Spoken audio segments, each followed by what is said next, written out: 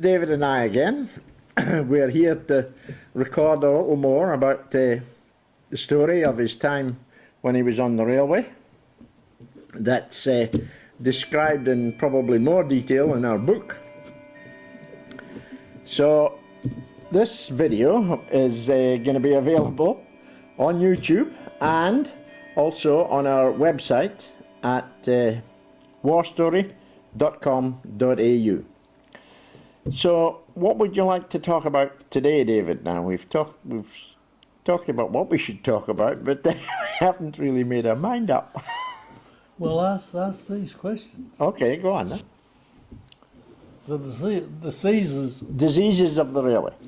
of the railway Okay then, let's talk about that now. was strongyloides, which was the only place anyone ever got it was on the railway up in Thailand. And what exactly is strongyloides? It's a worm that Right. causes death, and doesn't always. Uh-huh. But the thing that caused most deaths there was dysentery, Yeah. malaria, dengue fever, and cholera. Right. And there were so many died at the season. There was a season of cholera that we couldn't bury they couldn't bury the bodies, so they put them in a pile and just burnt them. What season was that? The cholera season, You called it the Yeah. It was the wet season, was it, or was it the Yeah, it dry? was a wet season. It was the wet season. Yeah. yeah. And why couldn't they bury the bodies then?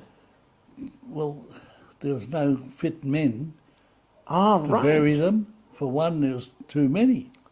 I see. Said. Malaria, dengue fever, Uh-huh. cerebral malaria was the worst. That's that's what killed. But B and T malaria, benign tertiary, Oh yeah. everyone had 50, 60 attacks of malaria. In their time there, We had them all the time. you had them every now and again. Yeah. I even had them when I came home. Is that right now? But they treated me. They gave me 2 treatments. Took 2 treatments to kill the To kill it, that killed it off completely eventually, Yeah. did it? Yeah. Oh yeah, right. I right. never had an attack since. No. Yeah. And there was no. You knew what caused malaria at the time, and so you took precautions, presumably all that you could. We couldn't take any precautions against mosquitoes. No, not really, because you couldn't get away from them. You couldn't get No. inside somewhere And- that was and- mosquito and free. you- Yeah. and of the night you'd sleep in the open, Uh-huh. sort of thing, and mosquitoes would be eating, Yeah. Yeah. So you really just had to put up with that. Yeah. Yeah, right.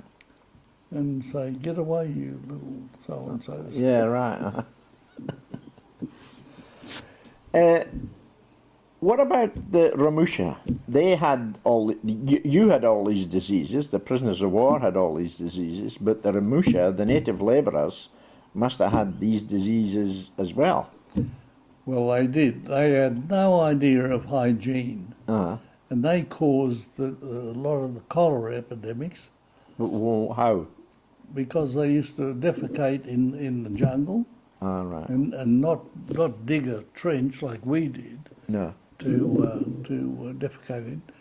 And when the rains came, that washed it down into the river there, All right.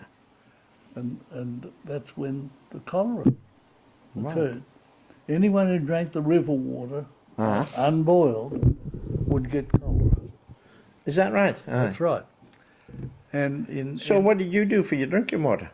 I used to get boiled water from the kitchen. All right. And all your mates used to get boiled water from the kitchen, didn't Yeah, they? Yeah. yeah. We had a better idea of hygiene and how to survive. So did all the prisoners of war get boiled water from the kitchen? No. In some camps, they had no idea. Oh, right. They just drank the river water. But you were a medical orderly, and all your mates were medical orderlies. Yeah. So that's what really gave you the edge. Yeah. Ah, We had an edge there, okay. and the poor buggers.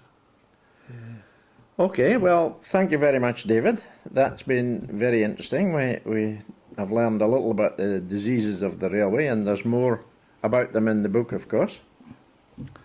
So we'll call it a day there, and you can see this on the website at warstory.com.au.